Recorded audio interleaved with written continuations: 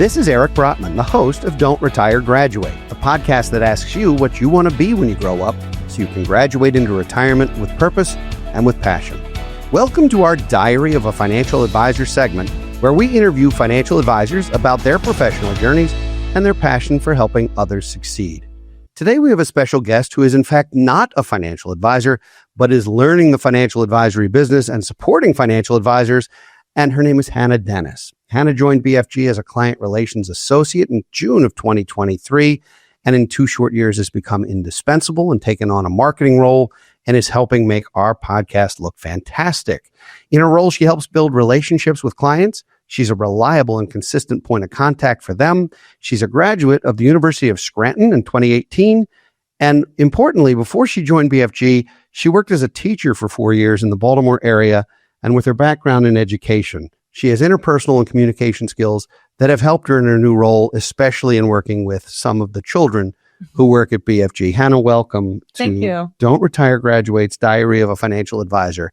Hannah, you've been running this show behind the scenes now for more than a year, and this is your first opportunity to be behind the microphone. Yeah, it's very nerve-wracking being in this position rather than behind the scenes. Well, so here's the opportunity to talk a little bit about, first of all, the journey from working with young children to working with, much older children, and how that's played out, and sort of what it means to you to be learning as much about personal finance as you have in 2 years. Yeah, so I started, my undergrad was in education at University of Scranton, and I got my master's degree in leadership and reading. So my whole plan was education throughout my whole education. And I did 4 years of teaching. COVID hit the first year I taught. It was very rough.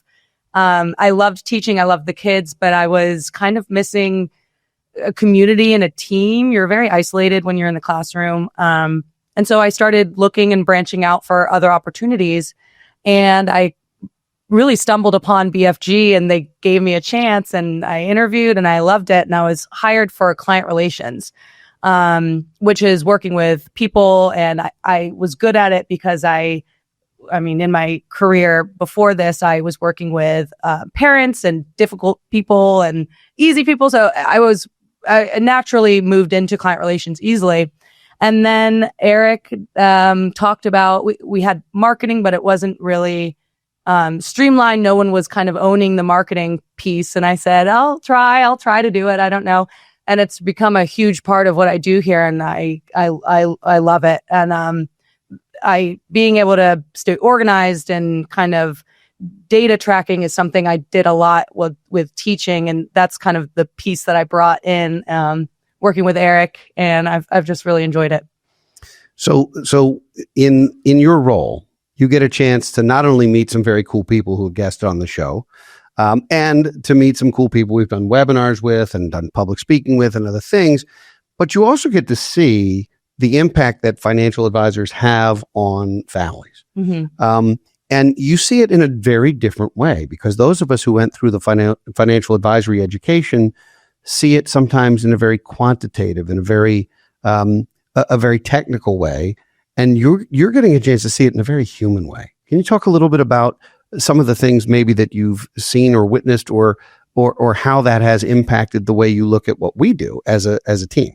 Yeah, I mean, I think I listened back to the podcasts and the episodes that we put out from a different standpoint. I'm not a financial advisor. I don't have a financial background, so I'm listening to them as someone who's learning at the same time. So I've definitely learned a lot just by being involved in the podcast. I'm close with clients, and I work with them often. So I also hear all the time just the personal impacts that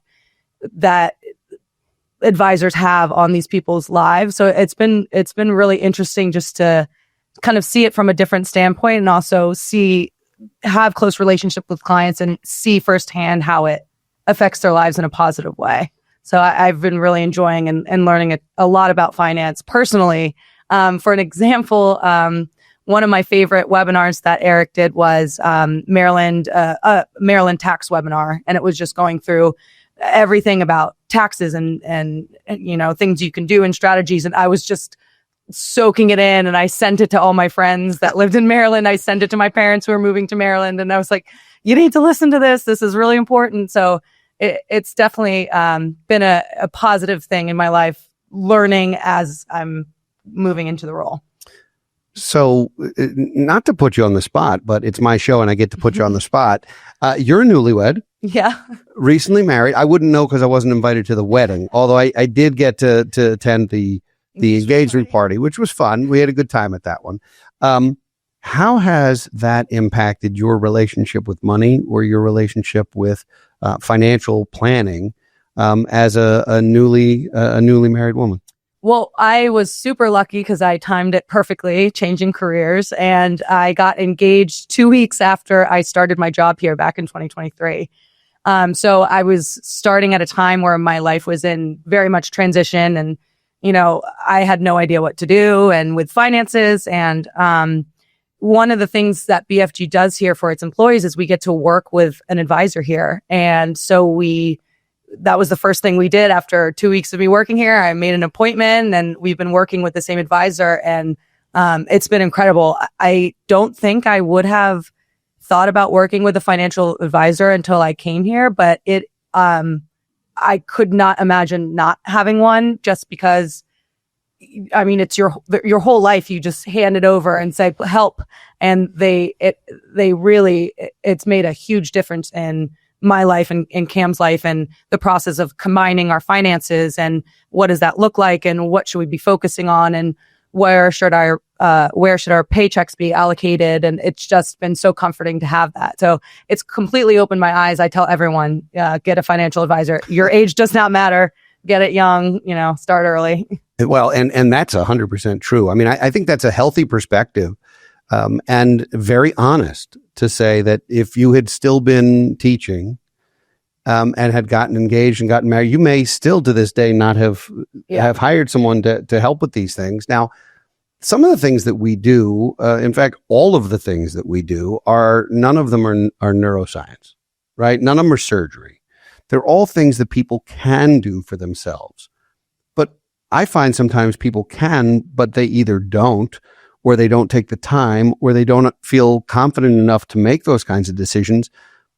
What was it that prevented you maybe from considering a financial advisor? Did you think it was, I'm too young? Did you think it was, I don't have enough money yet to meet with somebody? Did you think, what's a financial advisor? Like, what was that like? So I think my biggest thing is you don't know what you don't know. So the financial world is so scary, but I didn't even know what I was missing when I didn't have the financial advisor and I wasn't in this world. So, I mean, once I started here, it kind of opens up a whole perspective of there's so much you can do so young and so early. And when I had my meeting, I was like, I don't have any money. What are we going to talk about? And it completely changed my perspective on building wealth and how that happens. And I mean, I've already learned so much, but you don't know what you don't know. So an advisor just gives you all these options of what you can do. I mean, if I don't know what to look up or what to research, I'm not going to be able to do that. So having a professional help me out and just open up this world of opportunity of what you can do with your money is something that's been very helpful and special working here. So I know you've read Don't Retire, Graduate cover to cover at least once. Twice. I know you've made a lot of notes. I know you've done the exercises in the workbook. So that I'm sure has helped you with this whole journey as well. Absolutely. Oh, good. That was shameless, and I'm very proud of myself for doing it anyway. In your role in marketing, and marketing means a lot of things to a lot of people. Some of it's public relations, some of it's media relations, some of it's managing a podcast, some of it is determining sponsorships and being involved with philanthropy and charitable endeavors. Have there been one or two things that you've really embraced and said, of all the things that you do throughout the year, these are my favorites. These are the things that I really look forward to. I mean, other than being on the show, which I know you've been looking forward to. I was definitely looking forward to this. Yeah. I look forward to when we have podcast guests that come in person, because they're all as nervous as I am before I was here. So it's fun to kind of talk to them and hear about their journey and get them all set up. I just love interacting with them in person. I also love our client events. I look forward to those every year. I get better at them every year. I mean, starting out here, you don't know any of the clients' names. And so it's very intimidating. So now I'm on my my second year's coming up, my 2nd-year anniversary. And as we've had more of these events, I've gotten better at them, gotten to know the clients more. So I feel more confident. I also feel more confident when we're in marketing meetings and kind of running. I feel like this job has given me the opportunity to really own what I'm doing and build confidence. I think I've been going in that direction. So yeah, I've been really enjoying it. So are you going to get me the same gift for our 2nd anniversary as you got me for our 1st anniversary? Which is absolutely nothing. No, I'll get you a better gift. Oh, better gift this year. Okay. Yeah. So Hannah, I have to ask you, because having done 200 plus episodes of this show, I get to ask everybody the same question. I'm going to ask you because, first of all, I know you're prepared for it. But secondly, I think it's going to be really interesting, and I can't wait to hear your answer, which is, what do you want to be when you grow up? I want to be the #1 podcast host. And I want you to be the #2 podcast host. Wow. I love that answer. Is that the real answer? You want to be the top podcast host? You want to be like Joe Rogan or something? The real answer is I want to be someone who's very indispensable here. I want to continue my journey in the marketing world. And I want to be someone who really moves this podcast and this marketing opportunity forward. And I really have been enjoying it. So I want to stick to that. Well, I think, first of all, you just got a gig as a podcast host. Second of all, thank you. I know this was a stretch for you. I know being on this side of the lights and the microphone and all the things is a different experience. You did great. And I thank you for doing it. Thanks. I'd like to thank everyone for listening and for watching today. If you like the show, please subscribe so we can continue to be a part of your journey to financial freedom. Plus, subscribe so Hannah can say, look how many subscribers we have now. We'll be back next week with another engaging guest, and in 2 weeks with another entry in the Diary of a Financial Advisor. For now, this is your host, Eric Brotman, reminding you, don't retire, graduate. Securities offered through Kestra Investment Services, LLC. Kestra IS. Member FINRA SIPC. Investment advisory services offered through Kestra Advisory Services, LLC. Kestra AS. An affiliate of Kestra IS. Kestra IS or Kestra AS are not affiliated with Brotman Financial or any other entity discussed.